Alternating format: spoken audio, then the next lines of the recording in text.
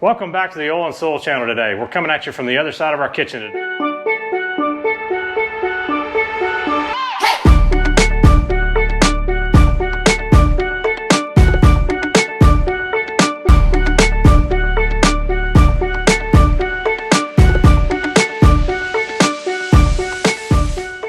Welcome back, Oil and Soil fans. Today we're going to make fresh grain biscuits.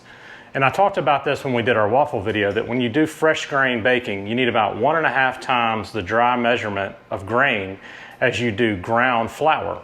So in our dry canister today, we've got about 375 grams of dry grain, and we're going to grind that down. It's going to make about 250 grams of flour for our biscuits. So as I talked about last time, I like to take this down to a lower setting, get it below the pastry setting on our Wondermill so we get a little bit of a finer grain on our flour. When you start this, you're going to want to cut it on first and let it run for a second or two before you put your grain in.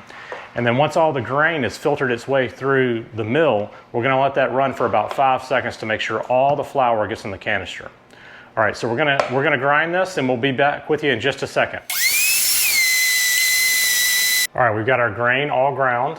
It's here in our tub, and we're going to weigh out all of our ingredients.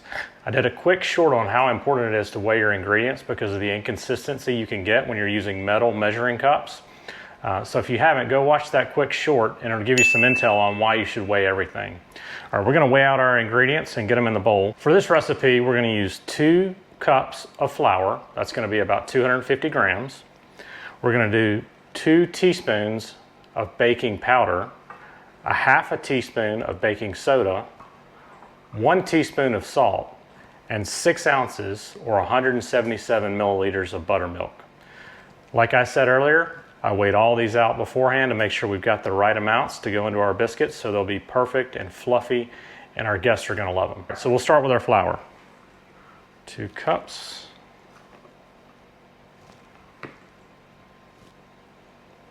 And you guys can see I'm using a measuring cup to put this in here, but I'm actually weighing it on my scale as I put it in the bowl.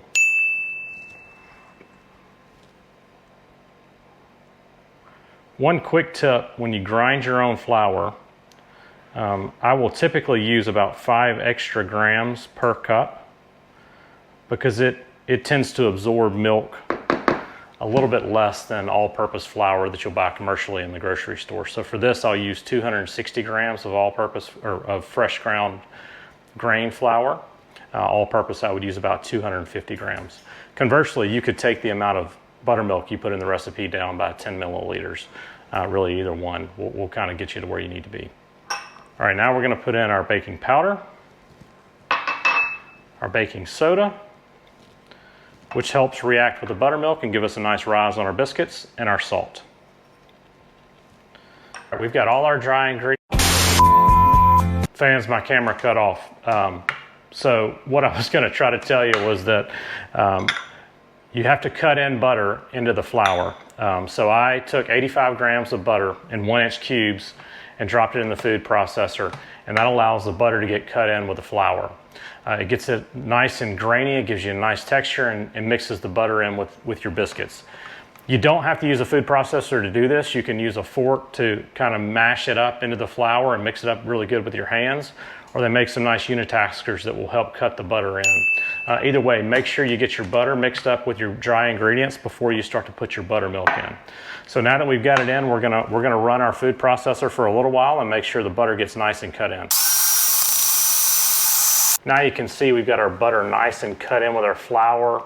It's kind of lumpy in there. You can see it's turned a yellow tint from the butter that we mixed in, the nice European butter. One other thing that I'll say about the butter, I always use salted butter. A lot of recipes will call for unsalted butter because this recipe has salt in it as well. But I find that it doesn't make my biscuits overly salty, and if it did, I would just reduce the amount of salt that I'm putting in the recipe. Now that we've got our butter in, we're going to put our buttermilk into our mixture, and we're going to run the food processor for a few minutes until we form a nice ball of dough. We've got a nice ball of dough in our food processor. Now we're going to roll these out and cut them and get them into a 450-degree oven. If you haven't done so yet, turn on your oven and preheat it to 450 degrees. A lot of biscuit recipes will call for lower temps, but this is fresh grain flour and it takes a little bit more heat to get the biscuits to rise to where we want them to.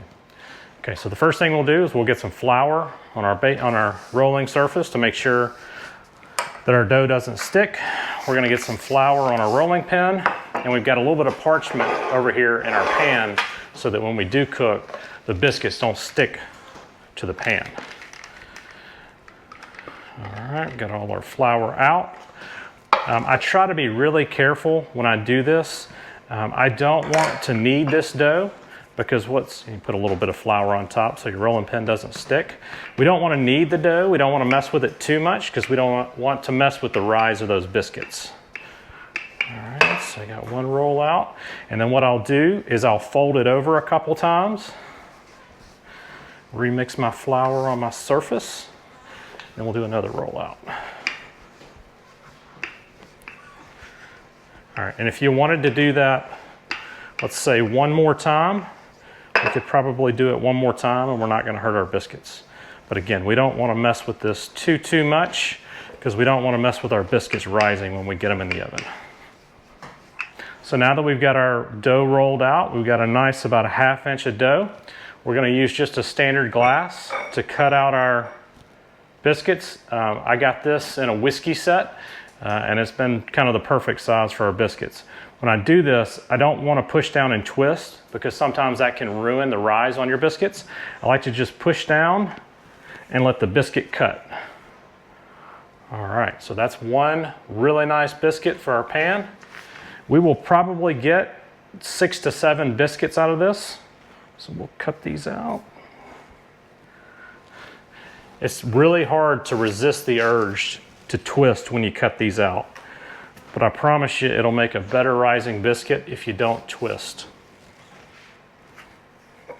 And when I put these on the pan, I like to put these next to one another.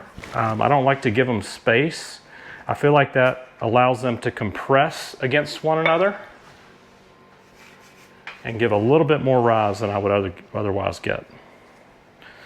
All right, we're gonna finish cutting these up and we'll check back in with you once we're ready to get our biscuits in the oven. All our biscuits are cut up. We ended up making 8 biscuits out of that batch. Once again, that was 2 cups of flour and 6 ounces of buttermilk. And then I talked about the additional ingredients that we put in, as well as 85 grams of butter, which I failed to show you guys cutting in. What we'll do is we'll add a little link in the video that'll show you how to cut butter in. So apologies for missing that. We've got our oven preheated to 450 degrees.